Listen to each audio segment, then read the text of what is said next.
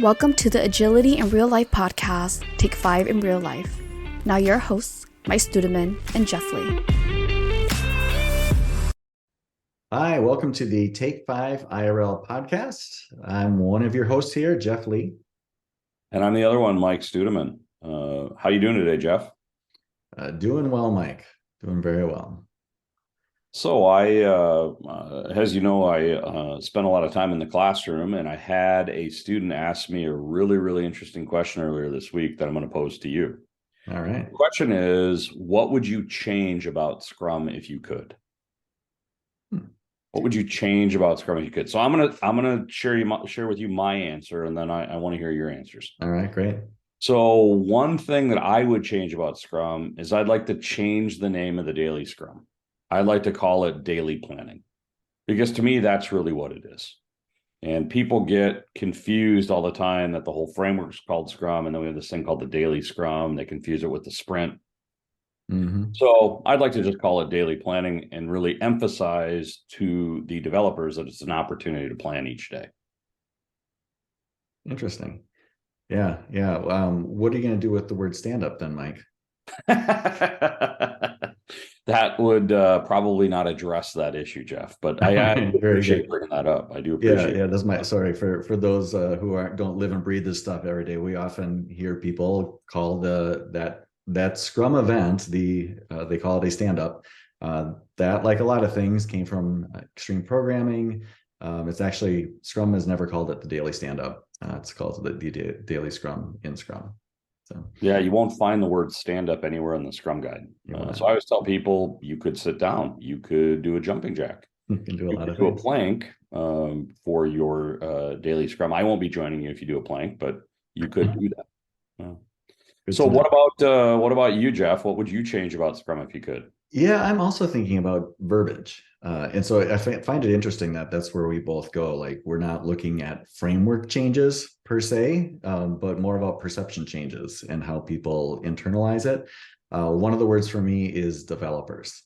So Scrum made a change in the most recent version of the Scrum guide, where what used to be called the development team, the people doing the work during the sprints to get something from an idea to a done thing that works, that used to be called the development team. They didn't like the idea of a team within a team, so they changed it to developers, because developers also mean something else in a lot of the teams that are using Scrum. Absolutely. As somebody who writes code. So I think it's confusing. And a lot of times I'll be teaching a class or working with someone, and I give that disclaimer up front that we're talking about everyone. We're talking about testers. If we're not in software, we might be talking about completely other jobs that have nothing to do with writing code. That's where people's mind go, is you're talking about the people who write the code, but what about me? And so for me, it just, because that word means something else as well, I'd like to have it be a little bit different. The problem is I don't have a better suggestion. So because it's the people developing the product. So it makes some sense, but I find it complicating for people. Yeah, I agree with the change. I don't have a better suggestion either. I've heard workers proposed, I've heard team members proposed. Not that there's anything wrong with either of those. Mm-hmm. It just doesn't hit me, but I do agree that it needs to be changed. I'll give you a quick story. I was teaching here a couple weeks back, and we covered, just as you said, we covered the fact that developers includes all skill sets to get it done. And at the beginning of class, and it was a one-day non-certified kind of leadership training. And at the end of the day, we're wrapping up. I said, "Are there any questions?" And the lady goes, "Well, I'm a business analyst. Where do I fit?" And I said, "Well, we talked. Business analyst would be a developer under Scrum." She goes, "Then why are they called developers?" So definitely want to change. Yeah, no, it's definitely something to confuse people. Anything else that you think about, Mike? No, I mean, I like how you point out that we're really talking about, semantics or nuance here in terms of understanding. I like the framework as it is. I think it should be a framework. What about you? Other changes that you would nominate to Mr. Schwaber and Mr. Sutherland? From a framework perspective, the changes I suggest are people understand it better and implement it the way it's designed.